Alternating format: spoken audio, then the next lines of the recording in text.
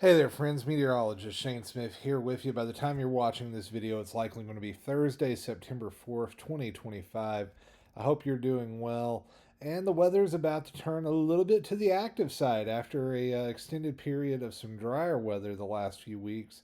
We're about to see some big changes. So let's talk about what is going to be happening. We go now to radar omega, and you are going to see scattered showers and thunderstorms off to our northwest. There is a pretty potent little cold front stretching from Detroit back towards Wichita, and that front is going to continue to dive to the south and the east, and it's going to arrive in the Bluegrass state during the day on Thursday. And with it's going to come a chance of some gusty winds, some heavy rain, and a few intense thunderstorms, not to mention some cooler air for a day.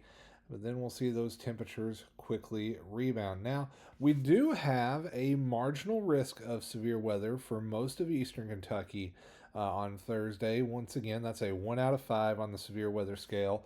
And what a marginal risk means, isolated severe thunderstorms are possible. Limited in intensity, coverage, and duration.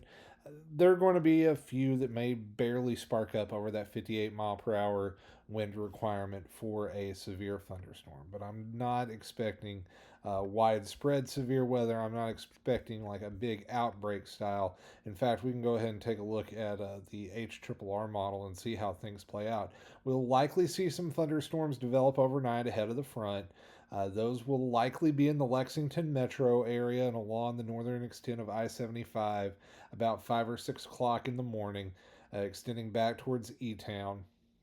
Here in London, 9, 10 o'clock in the morning is when those will likely roll in and dive to the south and the east. They'll be along Highway 80 and the Hal Rogers Parkway about 9, 10 o'clock in the morning, back over towards Somerset as well.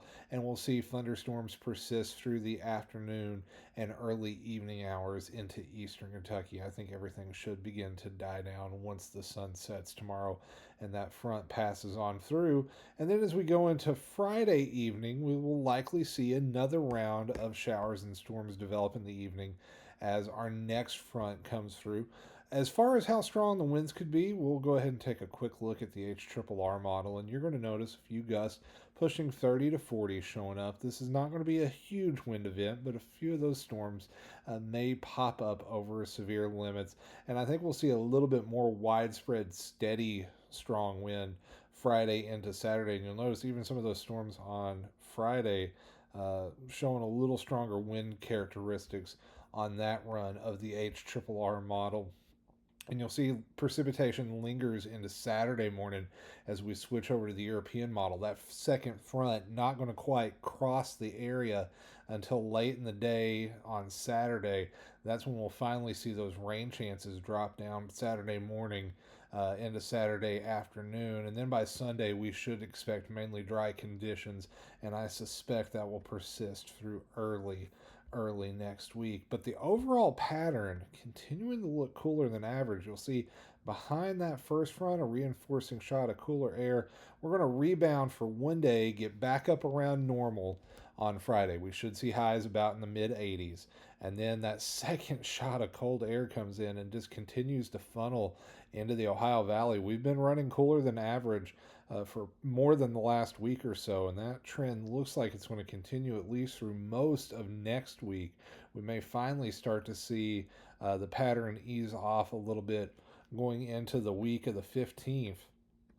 But for the next week or so, definitely looking on the cooler side, not the milder side. We'll have to wait and see how things line out. But if we stay in this trophy pattern as we head into the winter months, that might be some good news for you snow and cold lovers out there. Although after last year, I could use a dry and mild winter, but we'll see what happens. All right, so let's break down the forecast. We are not going to hit 90 on Friday. I think the GFS model just got a little too excited with that heat. I think we'll likely be into the mid to mid 80s for most of us in eastern Kentucky. It will be cooler on Saturday. We'll likely be in the 60s all day with mostly cloudy skies. Back to the mid 70s for Sunday and Monday. And we should start to see those thermometers climbing back closer to normal, maybe Wednesday and Thursday, and then another little brief reinforcing shot of cooler air. And then I'm not sure I'm buying this big heat wave on the GFS. The models recently have really wanted to try to spike the temperatures back up after these troughs, and every time we see one of those warm signatures start to show up, reality sets in, and then it's like, oh, we're not quite warming up as much as the models thought we were. So we'll have to wait and see how that plays out. But you notice, switching the view real quick, I wanted to take a quick second and say a few words about my friend Brandon. I've had a chance to give a couple of tribute forecasts in his honor, but just haven't got to talk a lot about Brandon. And for those of y'all that knew Brandon, you know this how kind of a soul he was. That's one of the things that always stuck out to me as just how nice Brandon was. Brandon treated everybody like family. He just loved people. Just would talk to everybody. He loved going to the festivals, talking to folks across the mountains. He loved connecting with people. We connected very quickly when I started at YMT as an intern. Had to take a car ride to take some equipment out to London. We talked Star Trek. We talked weather. You notice I've got my USS Enterprise shirt on today in honor of my friend. And just grew a friendship that lasted all the way from 2007 to a couple of days ago. And some fond memories of Brandon I can remember many times. Tanner mentioned in his eulogy today, talking about Brandon huddling up. I was on a couple of those huddle up trips to the Huddle House in Hazard, sharing a meal out there. Brandon holding court. Had a just wonderful time with Brandon, talking weather a lot of nights. He would be coming on shift as I was going off when I was chief out at YMT. He was starting to produce the morning show and get ready for that. I'd catch up with him, see how he was doing, see how Stephanie was doing. We'd just talk about everything from Star Trek to weather to sports. He was a huge Broncos fan.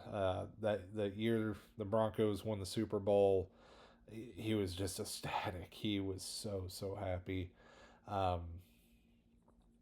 He was an incredibly hard worker.